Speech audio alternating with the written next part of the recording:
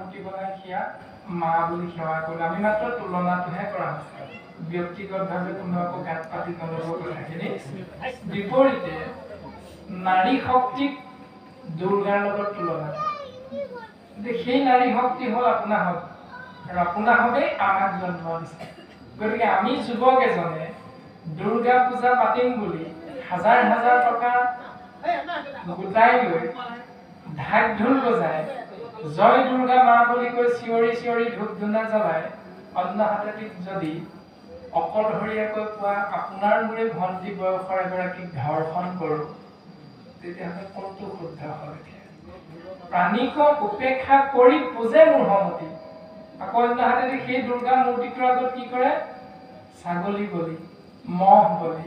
এতিয়া সেই জীৱন্ত প্ৰাণীটোক জড় বনাই জড় পদাৰ্থটোক চৈতন্য বুলি ভাবি সন্তুষ্ট কৰি কৰা যে মানুহে ফল কৰে যেন ভস্ম আহুতি, তাৰ কোনো ফল নহয়। ইমান সুন্দৰভাৱে ভাগৱতে কোৱাৰ পাছতো আমি যদি তাকেই কৰি থাকোঁ, তেতিয়াহ'লে আমি সমাজ কোন দিশৰ পৰা কোন দিশেৰে গতি কৰিছোঁ চিন্তা কৰিলে আমি উত্তৰ দেখাই যাম। এৰামে পৰ শৰীৰত মোক বিদ্বেষ কৰয়, যদি পূজে তভু তাৰ চিত্ত শান্ত নয়। পৰ শৰীৰত মোক বিদ্বেষ কৰয়, অৰ্থাৎ সেই যে জীৱন্ত ছাগলী, হাঁহ, পাৰ, কুকুৰা, মহ এইবিলাকক যে জীৱন্ত বুলি কৈছে, আৰু এই জীৱন্ত বিলাকক মাটিৰ মূৰ্তি জড় পদাৰ্থটোত গৈ সন্তুষ্ট কৰিবলৈ হিংসা কৰা অৰ্থাৎ বধ কৰা। পৰ শৰীৰত মোক বিদ্বেষ কৰে, যদি পূজে এনেকৈ প্ৰভু তাৰ চিত্ত শান্তনতা, চিত্ত কেতিয়াও শান্তি নহয়। প্ৰমাণ 4 বেদ, 14 শাস্ত্ৰ, 17 পুৰাণ কোনে লিখিছিলে? ব্যাসদেৱে। তাত কি লিখিছিলে? যাৰ যেন জাতি ধৰ্ম দিলা পৰিছে, যি জাতিৰ যি ধৰ্ম সেইটো তুমি দিলা। তাৰপিছত কি দিলা তুমি? নকৈলা প্ৰখ্যাত কৰি কৃষ্ণ কীৰ্তন নক, তুমি কৃষ্ণৰ নাম যে জীৱ তৰণৰ উপায়টো নকলা। কি কলা? প্ৰকৃতি কহিলা তুমি আনকে ধৰ্ম, আন কৰ্মবিলাকক ধৰ্ম বুলি তুমি বাকী শাস্ত্ৰবিলাকত প্ৰকাশ কৰিলা। ইহাত সিজিল ঋষি পৰম অন্যায়, নাহি সুস্থ তব চিত্ত এহি অভিপ্ৰায়।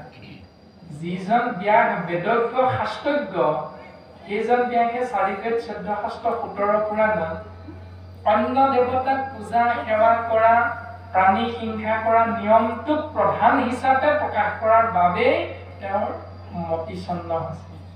সেইবিলাক নিয়ম পালন কৰিলে আমাৰ কি হ'ব?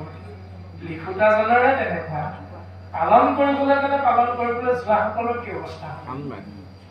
দ্বিতীয়তে দেৱৰ্ষি নাৰদে উপদেশ দিলে, মূৰৈ উপদেশে কৰা ভাগৱত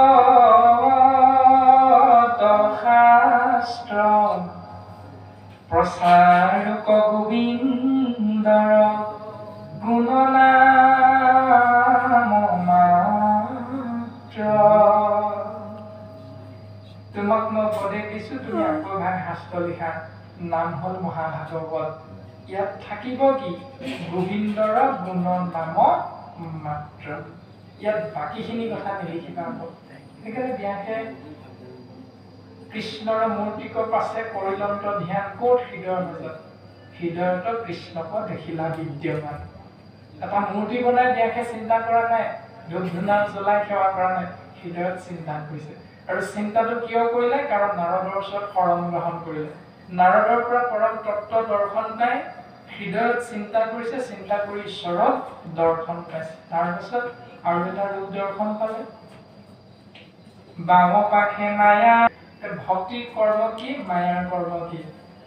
মায়াই বান্ধন্ত ভক্তি মাতৃ মেলাবন্ত, দুহানো মই ধষ্ট ভাবে আশা ভগৱন্ত। মায়াৰ কাম হ'ল জীৱবিলাকক বান্ধি পেলোৱা, মানে 84 লক্ষভাৰ নৰক যোনিত ভ্ৰমণ কৰিব লাগে। ভক্তিৰ কাম হ'ল আহিলা যেতিয়া তুমি আকৌ বৈকুণ্ঠলৈ যাব লাগিব, ব'লা মই লৈ যাম। ভক্তিৰ কাম হ'ল বৈকুণ্ঠলৈ নিয়া, মায়াৰ কাম হ'ল বাৰে বাৰে এই সংসাৰলৈ আনি থকা জীৱবিলাক। কোনটো বিচাৰিম?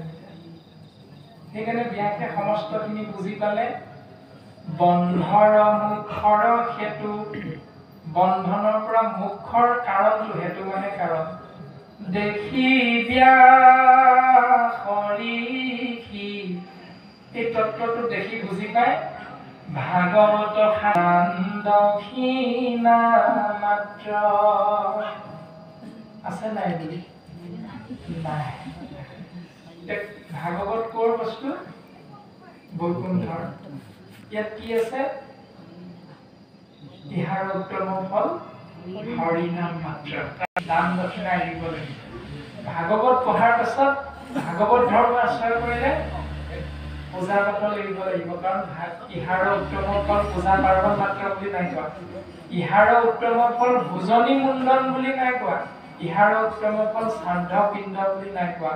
ইহাৰ উত্তম ফল হৰিনাম মাত্ৰ। হৰিনামে হৰিনামে হৰিনামে কাৰ, হৰিনামে কৰি আছে জগত উদ্ধাৰ। এতিয়া এই হৰিনাম তত্ত্ব কোনে কৈ আছে এই কথাখিনি?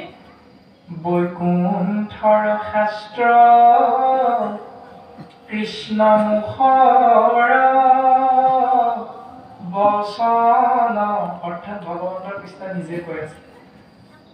আৰু কি তত্ত্বক পাই যেই হে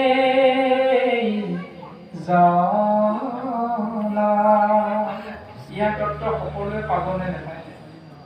নাপায়। কোনজনে পাব? যিজনে ভক্তি কৰিব। কেনেকৈ ভক্তি কৰিব? শুদ্ধভাৱে লৈলে যিটো কৃষ্ণত শৰণ, ভকতিৰ প্ৰভাৱে নিৰ্মল ভৈল মন, সি মহাজনে আৰু তত্ত্বক জানয়, ভাগৱত পুৰাণৰ পঢ়িলো নিৰ্ণয়। সেইজনেহে ভাগৱতৰ পৰম তত্ত্ব লাভ কৰিব পাৰিব। গতিকে ভাগৱতৰ পৰম তত্ত্ব হ'ল কৃষ্ণ তত্ত্ব, আৰু সেই কৃষ্ণ তত্ত্ব হ'ল নাম তত্ত্ব, আৰু সেই নাম তত্ত্ব সমস্ত ভূততে ব্যক্তমান হৈ আছে।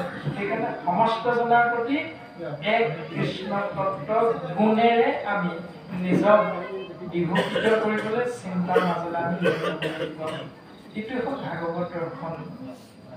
আৰু বৰ্তমান সময়ো হৈছে, যাবগৈ লাগিব।